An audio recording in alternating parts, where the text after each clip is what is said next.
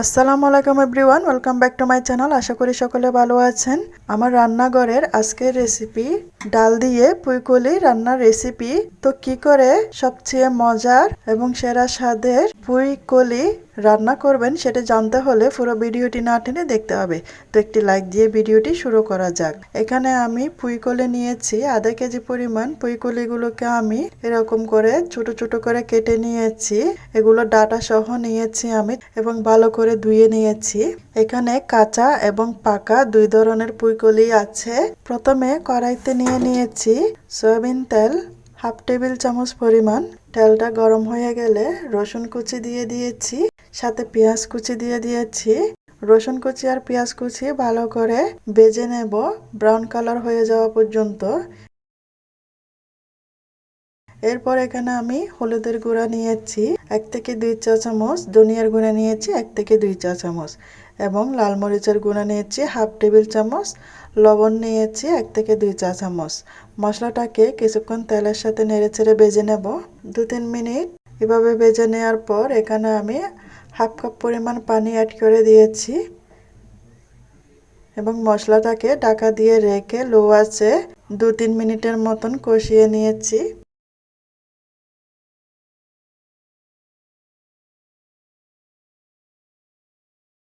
এখন কেটে রাখা ধুয়ে রাখা পুঁইকলিগুলো দিয়ে দিয়েছি, মশলার সাথে নেড়ে ছেড়ে মিক্স করে দিচ্ছি। এর উপর আমি কয়েকটা চিংড়ি শুটকি দিয়েছি, আপনারা চাইলে চিংড়ি মাছও ইউজ করতে পারেন। এখন আমি ডাল দিয়ে দিয়েছি। ডাল এখানে আমি 1 মুঠো পরিমাণ নিয়েছিলাম, ভিজিয়ে রাখার পর দ্বিগুণ হয়েছে। এখন ডালটা নেড়ে চেড়ে দিয়ে ঢাকা দিয়ে রেখে দিয়েছি লো আছে 2-3 মিনিটের মতন। 2-3 মিনিট পর আর একটু নেড়ে চেড়ে দিচ্ছি।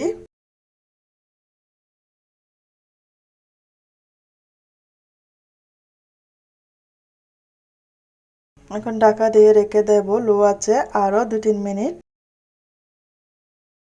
এখন এই পর্যায়ে আমি পানি দিয়ে দিচ্ছি 1 থেকে 2 কাপ পরিমাণ। কাঁচা পাকা দুই ধরনের বীজই সিদ্ধ হওয়ার জন্য এই পানিটা দিতে হবে। চুলার আঁচটা আর একটু বাড়িয়ে দিয়ে ঢাকা দিয়ে রেখে দিয়েছি একেবারে 5 মিনিটের মতন। 5 মিনিট পর আমি আরেকটু নেড়ে চেড়ে দিচ্ছি।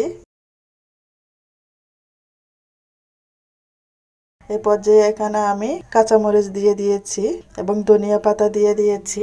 দেখেন যেগুলো পাকা পুঁইকলি আছে সেগুলো থেকে একটা লাল কালার বের হয়ে আসছে। কালারটা দেখতে কিন্তু খুবই সুন্দর লাগছে। রান্নাটা হয়ে গেছে, চুলাটা অফ করে দেব। পুঁইকলি রান্নার রেসিপি একদম রেডি। গরম গরম ভাতের সাথে এই রেসিপিটি খেতে খুবই মজা লাগে। রেসিপিটি যদি ভালো লেগে থাকে লাইক কমেন্ট শেয়ার করতে ভুলবেন না। আমার চ্যানেলটা সাবস্ক্রাইব করে আমার পাশে থাকার জন্য অনুরোধ রইল। আমার নতুন ভিডিও পাওয়ার জন্য পাশে থাকা বেল আইকনটি বাজিয়ে দিয়ে যাবেন। এতক্ষণ আমার সাথে থাকার জন্য আপনাদের সবাইকে ধন্যবাদ। আল্লাহ হাফেজ।